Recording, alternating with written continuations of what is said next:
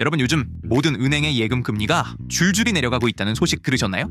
그런데 희한하게도 대출 금리는 쉽게 내려갈 기미가 보이지 않습니다. 이 두 가지 예금과 금리의 격차가 점점 벌어지는 이유가 뭘까요? 먼저 하나은행과 우리은행이 최근 예금 상품들의 금리를 0.3%포인트나 내렸고 신한은행도 곧 인하할 예정입니다. 불과 2주 전만 해도 연 3%대 안팎이었던 예금 금리가 이제는 2%대 초중반으로 하락하고 있죠.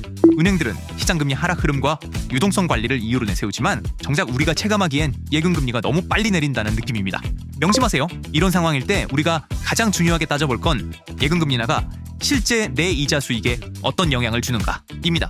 특히 은행에 목돈을 맡겨놓았던 분들이나 새로 저축을 계획 중인 분들은 이율이 더 떨어지기 전에 어떻게 대응할 것인가가 관건입니다. 이런 분들은 끝까지 집중해서 보셔야 합니다. 집값과 가계대출 움직임을 예의주시하던 금융당국이 대출 관리 강화를 주문했습니다. 주택시장의 들썩의 기미가 조금이라도 보이자 돈이 과도하게 풀리면 부동산 과열을 부추길 수 있다는 우려가 커진 것이죠. 때문에 은행들은 대출 금리 인해 소극적인 태도를 보이고 있습니다. 금리를 쉽게 낮췄다가 가계부채가 급증할 수 있으니 당국의 관리 지침을 따르고 있다는 이야기입니다.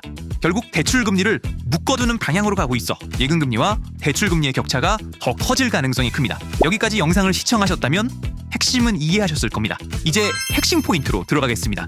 예금에서 원돈과 대출에서 내야 할 이자의 격차를 예대금리차라고 하는데 이게 지금 1.46%포인트까지 치솟았습니다. 즉 은행이 예금을 통해 조달하는 자금 비용보다 대출로 벌어들이는 마진이 커졌다는 뜻이죠. 그렇다면 우리는 어떻게 해야 할까요? 첫째, 예금자들은 금리 쇼핑을 더욱 꼼꼼히 해야 합니다. 1금융권의 은행뿐 아니라 저축은행이나 인터넷은행의 특판 상품도 꼭 비교해보세요. 둘째, 대출 예정자라면 한시라도 빨리 금리 변동 추이를 모니터링하면서 조건이 조금이라도 괜찮을 때 갈아타거나 추가 대출을 검토하는 전략이 필요합니다. 이렇게 사소한 부분이라도 부자들이 쓰는 코드는 다릅니다. 지금부터라도 금리 흐름을 파악하고 내 편으로 만들어야 합니다. 결론적으로 은행들이 예금 금리를 내리면서도 대출 금리는 붙잡고 있는 현상이 당분간 지속될 가능성이 높습니다. 이건 단순한 팁이 아니라 구조입니다.